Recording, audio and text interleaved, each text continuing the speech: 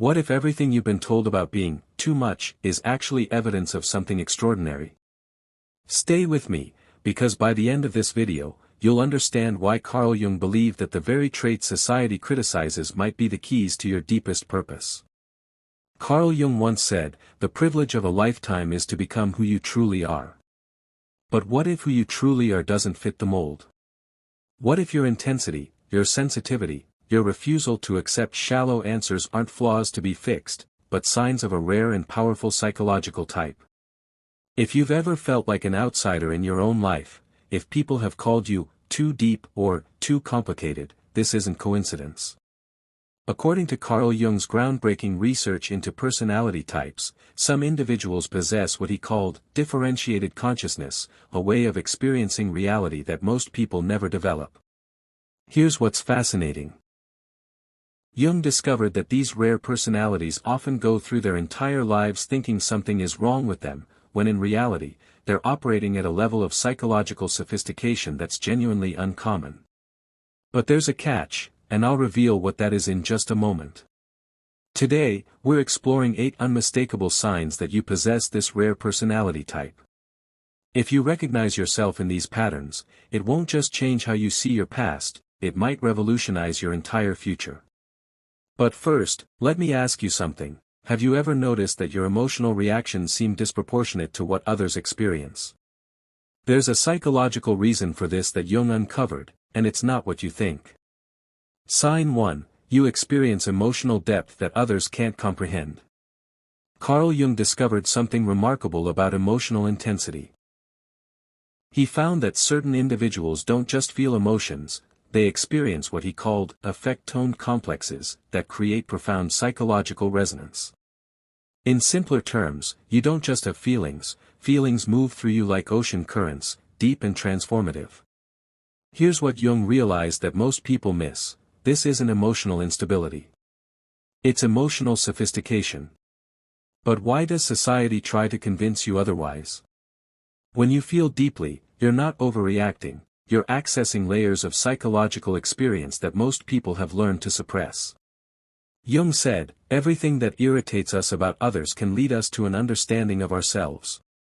Your emotional intensity isn't a burden, it's a form of psychological radar that detects what others can't see. You feel the unspoken tension in rooms. You sense when someone's smile doesn't match their eyes. You carry the emotional undercurrents of every interaction because your psyche is wired for depth, not surface-level pleasantries. But here's where it gets interesting, and where most people with this trait make a critical mistake that keeps them stuck. Jung identified a specific pattern in how emotionally deep people sabotage their own gift. The world tells you to tone it down, to be more reasonable, to stop making everything so dramatic. But Jung understood that when you suppress this emotional depth, you don't become normal, you become neurotic. You start experiencing what he called psychological splitting, where part of you knows the truth while another part tries to conform. This is why you've probably felt exhausted trying to be someone you're not. But what if I told you that Jung discovered a way to transform this emotional intensity from a burden into your greatest strength? I'll share that technique in sign number 6. Sign 2. You question everything with unrelenting curiosity. According to Carl Jung, most people live what he called unconscious lives, they accept social programming without examination. But you can't help but dig deeper. Jung would have recognized you as someone with an active, thinking function that refuses to accept surface explanations. Here's what's crucial: Jung discovered that people who question everything aren't being difficult, they're being psychologically honest. But there's a hidden cost to this honesty that most people don't realize until it's too late. You don't just ask, what? You ask, why? Why do people stay in relationships that make them miserable? Why do we accept systems that don't serve us? Why do we pretend that shallow conversations are meaningful connection? Your mind is constantly seeking truth beneath appearances. Jung called this the transcendent function, the psychological ability to see beyond current limitations. While others accept the status quo, you're already envisioning what could be different, what could be better, what could be more authentic. But here's the paradox Jung identified: the more clearly you see, the more isolated you can become. Why? Because your questions threaten other people's comfortable illusions. When you ask deep questions, you're not just seeking answers, you're challenging the psychological defenses that keep people feeling safe in their limitations. This is why you've probably been called cynical or negative when you're actually being courageously honest. Jung discovered something fascinating about people like you. You have what he called prophetic consciousness. You see where things are heading before others do. This gift comes with a responsibility I'll reveal in the final sign, and it might surprise you. Sign 3, you've developed fierce independence as psychological survival. Carl Jung said, the most terrifying thing is to accept oneself completely. You've learned to do exactly this, not by choice, but by necessity. According to Jung's research, people with rare personalities often develop what he called individuated consciousness earlier than others, usually through adversity. Here's what Jung understood that most therapists miss: your independence isn't a defensive mechanism, it's an achievement. But society will try to convince you it's a problem, and here's why that's dangerous. You've learned through painful experience that depending on others for your sense of worth is psychological quicksand. So you built yourself. You stood up, often alone, and created an identity that couldn't be taken away by someone else's opinion or absence. Jung called this process individuation, the psychological journey toward becoming whole.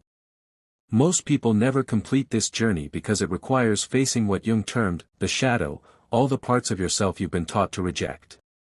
But here's where it gets complex. Your independence attracts people who want to possess it, and repels people who feel threatened by it. Jung identified a specific pattern in how independent personalities navigate relationships, and understanding this pattern changes everything.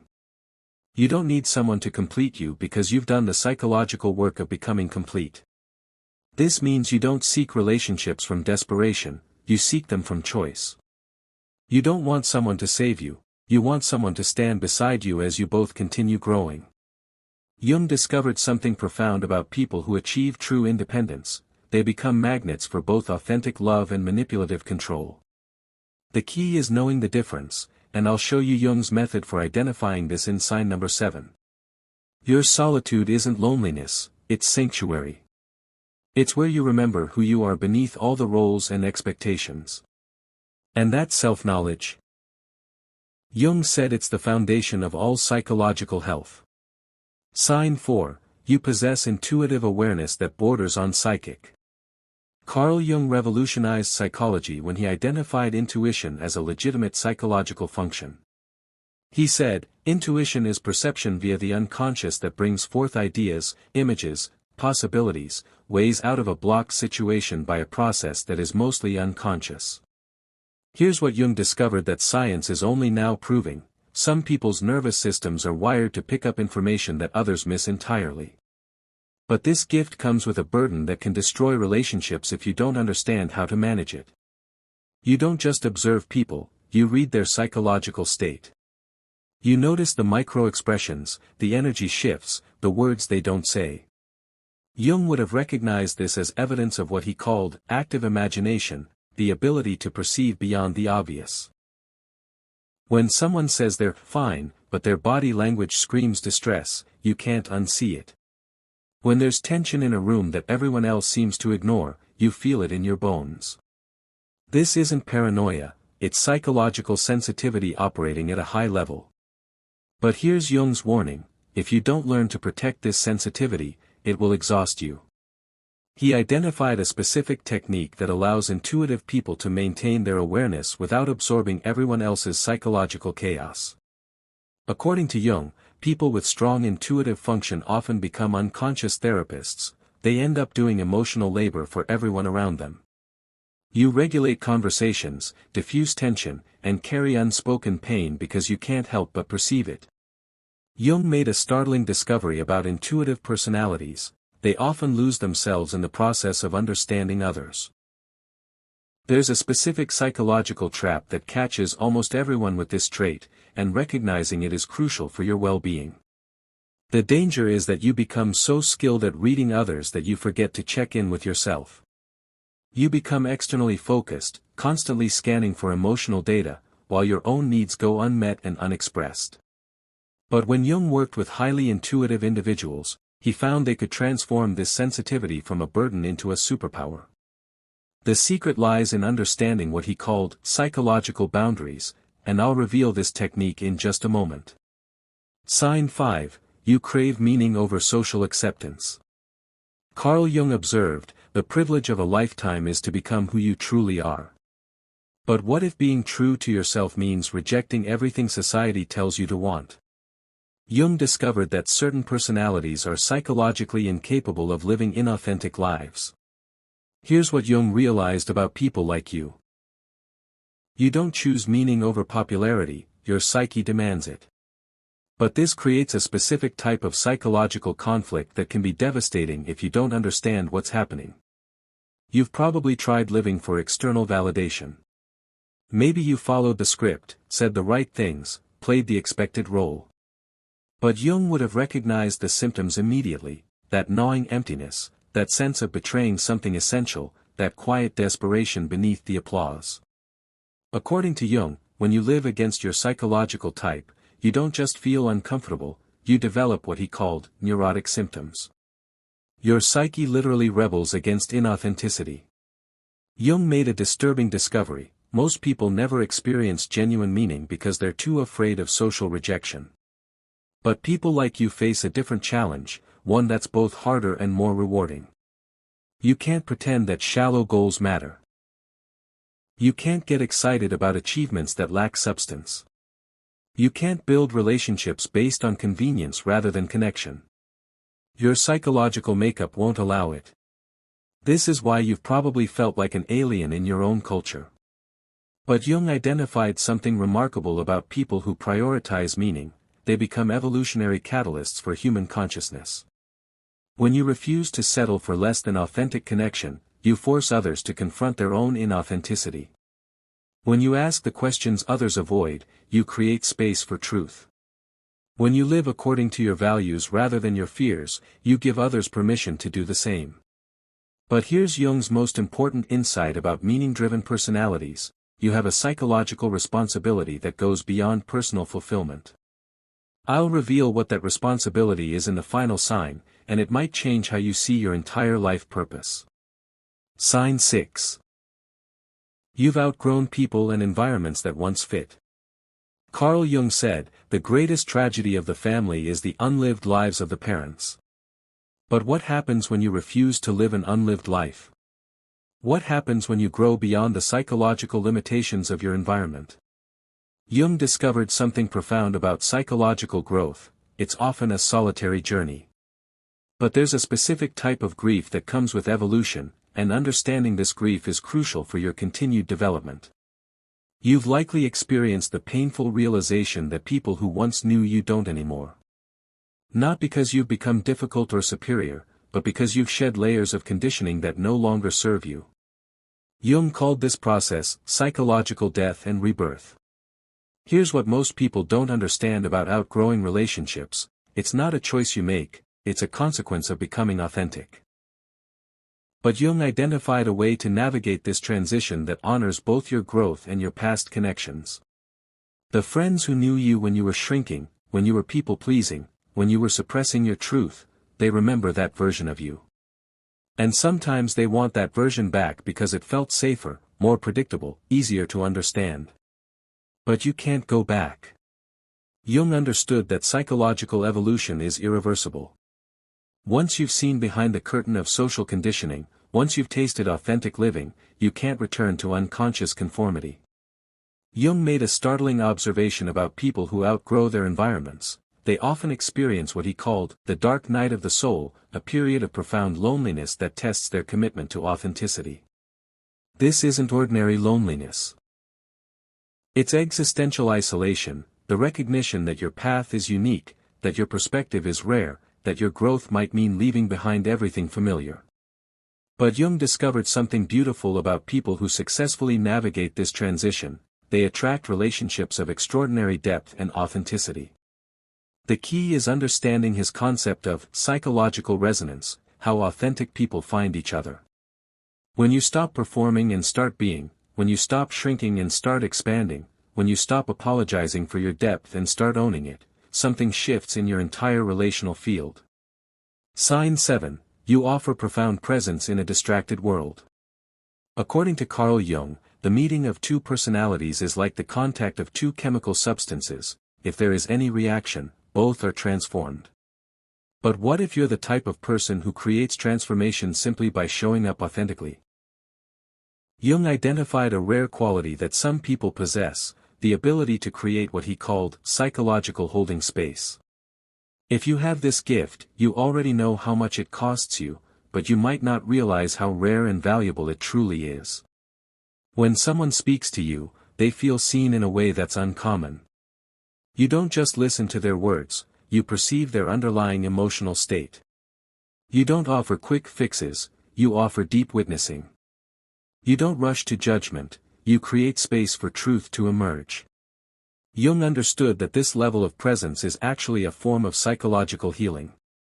In your company, people remember what it feels like to be human, complex, contradictory, worthy of understanding. But here's Jung's crucial insight: people with this gift often exhaust themselves by giving it too freely. He identified specific psychological boundaries that allow empathetic people to maintain their depth without depleting themselves. You've probably found yourself in the role of unofficial therapist, emotional anchor, or safe harbor for others. While this makes you invaluable, it can also make you invisible. You become so skilled at holding space for others that you forget to ask for space to be held yourself. Jung discovered something important about highly empathetic personalities: they often develop what he called helper's syndrome, a pattern of unconscious self-sacrifice that ultimately serves no one. The work isn't to stop caring or to close your heart. The work is to learn discernment, to understand who deserves access to your emotional presence and who has earned the right to reciprocate. When Jung worked with people who possessed natural therapeutic presence, he found they needed to learn a specific skill that transformed their relationships entirely. I'll share this skill in the final sign, because it's the key to maintaining your gifts without losing yourself. Sign 8. You sense a larger purpose that you can't yet define.